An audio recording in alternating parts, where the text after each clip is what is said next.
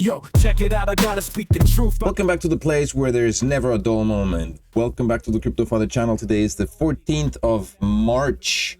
We're gonna jump straight into the markets, look at crypto, look at Bitcoin charts, and then jump into the news because there's lots to discuss. People are buying Bitcoin. 65,000 Bitcoin have been scooped up off the markets despite the fact that everything is turning down, the prices are turning down.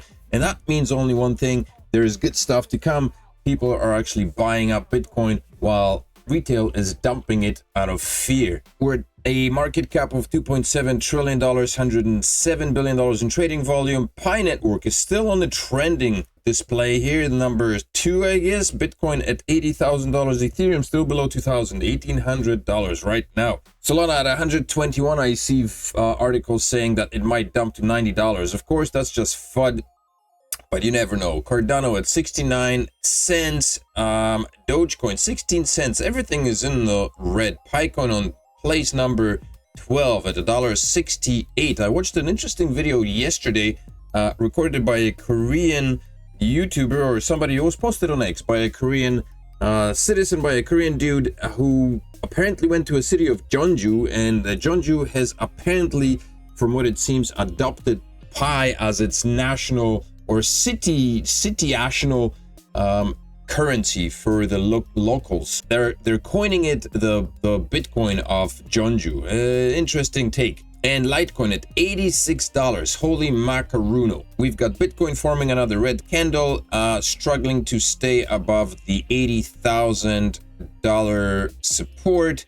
It's still trading below the 200 MA, which hopefully will change over the next few days. We're going to stretch this rectangle here. This is the unclaimed territory rectangle. Most of it has been claimed already. Bitcoin dunked all the way down to 76,000, so that's reclaimed. We still have this little stretch here up until 73,000, so we could still see Bitcoin dump, retrace back down to 73,000 in order to reclaim this area here and hit the support at 73,000. But what's happening in the crypto world? 65,000 Bitcoin scooped up in a month despite market downturn. Bitcoin traded slightly weaker on Wednesday, hovering around $81,000 at press time, which was slightly above today's price at $80,000. Despite the market struggles, whales have been aggressively accumulating Bitcoin. Crypto quant analyst Economy highlighted that large investors have acquired over 65,000 Bitcoin in the past month, excluding purchases by miners and exchanges. So despite the fact, or maybe because of the fact that Bitcoin is dropping in price, whales are picking up Bitcoin. So retail is selling, or whoever's selling for profit, I guess, hopefully, or out of fear, there are people who are buying it up, because always, this is when you start buying up. When Bitcoin drops, you should start buying it up. That's when you buy it up on dips. The presumption is, there's always the fear that it's going to go to zero. And I think a lot of people are selling Bitcoin and out of the fear that it's going to go to zero.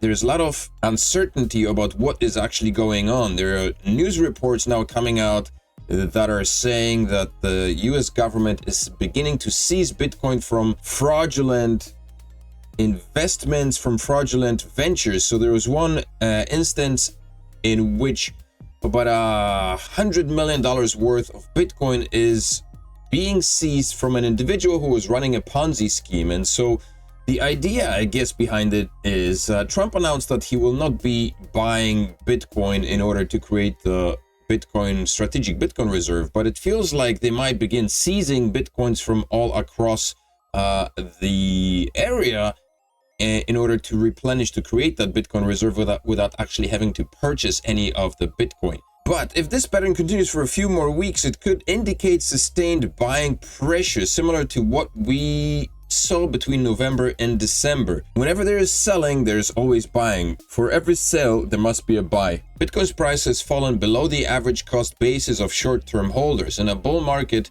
this serves as a strong buy the dip indicator. Some predict a further dip before a strong rally. Former BitMart CEO Arthur Hayes expects Bitcoin to bottom around 70,000. So this is probably the area that I'm talking about 73,000, based on the support from the October 24th, which we saw the rally here and then a dip to 66 before our recovery. So this area has been recovered.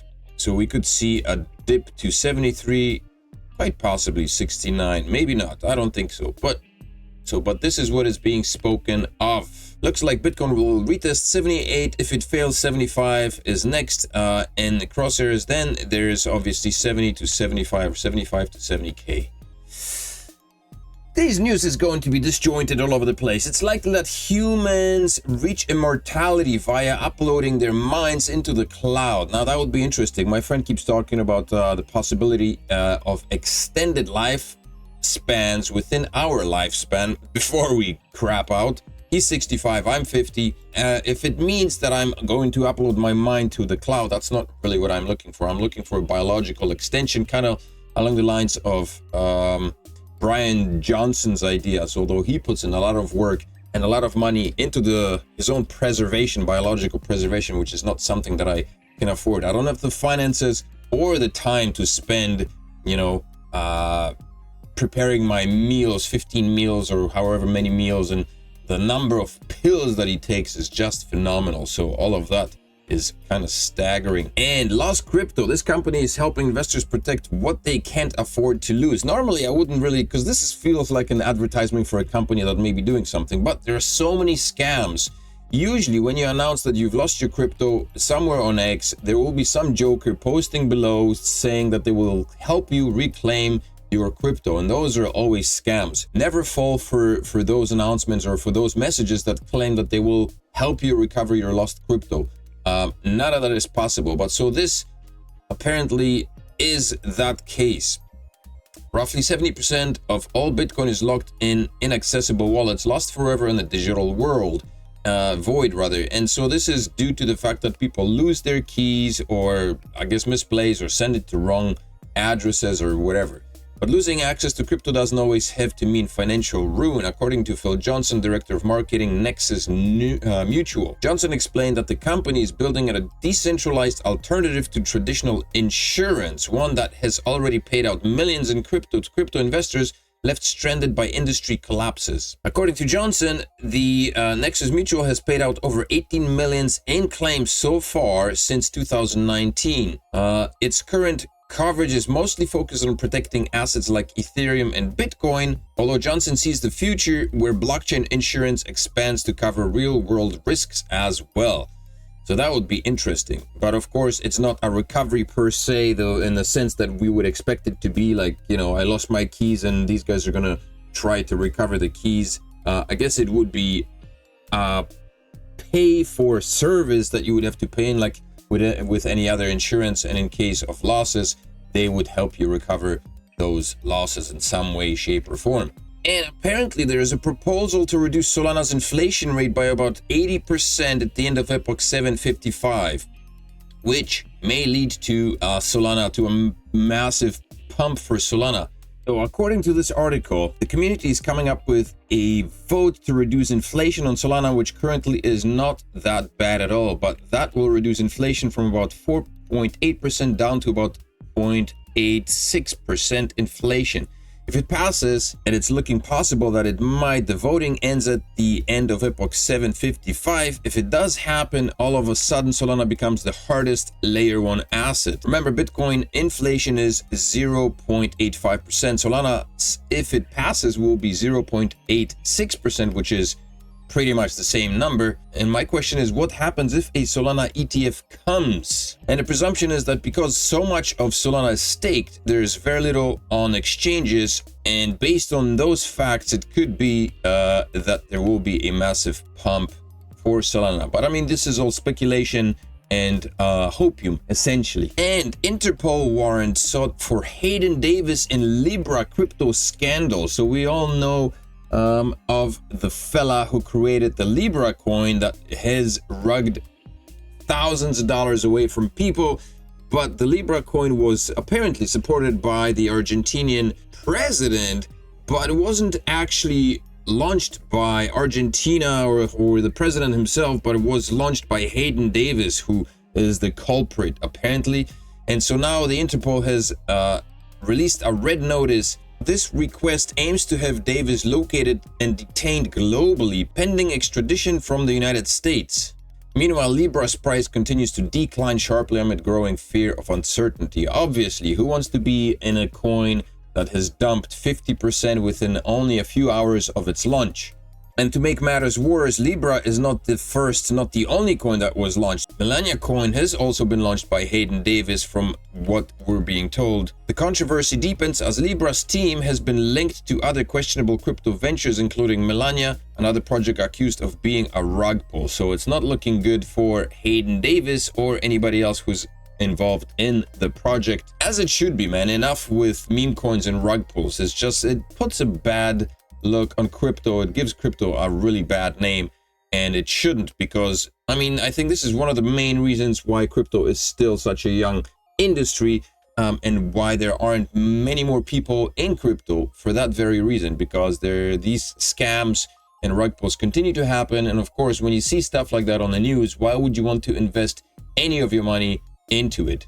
But not all is doom and gloom. Bitcoin to hit 250k by end of 2025, Tim Draper predicts, will be the dominant current currency of the world. Draper is sticking with the price target of 250,000 for the leading cryptocurrency, which is not unlike what I projected over the bull run.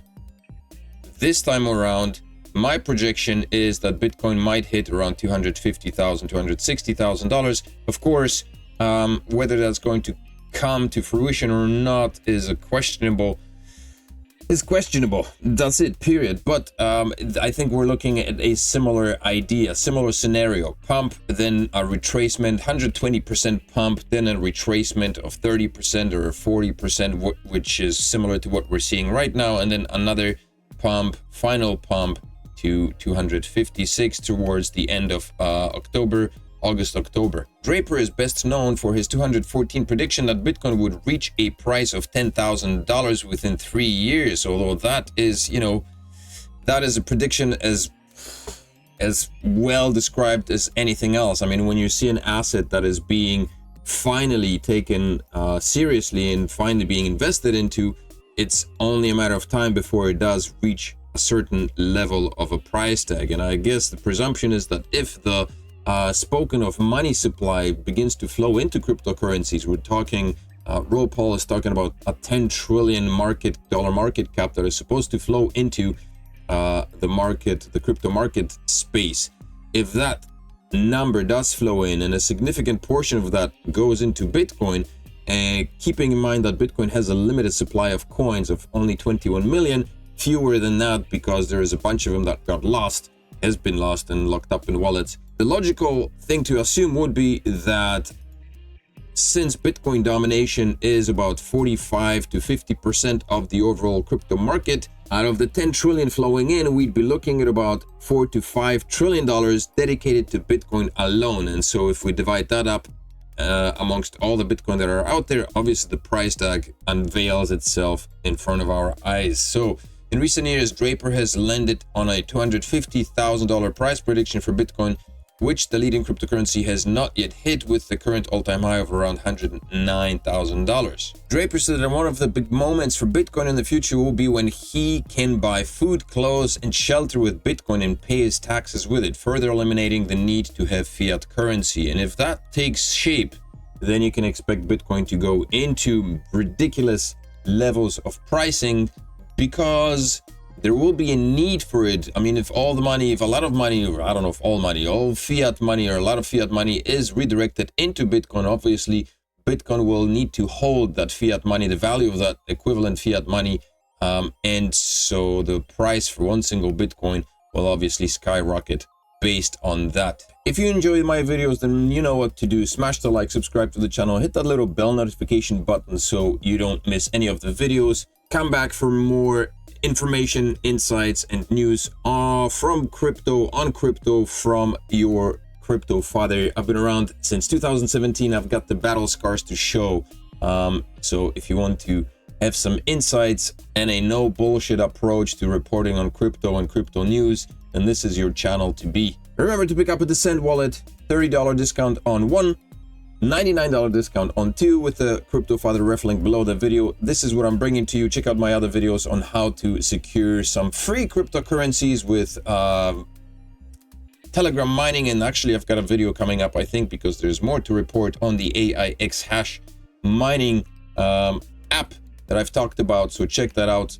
Make sure to come back and make sure to get the notifications from the CryptoFather channel, because I post as much as I possibly can. Also, find me on X. You can find me at CryptoFather48 on X. I post as much as I can as well regularly. Follow me there to stay updated on what's happening in the crypto world. That's it for today. Enjoy your weekend, and I will see you in another video, probably on Monday.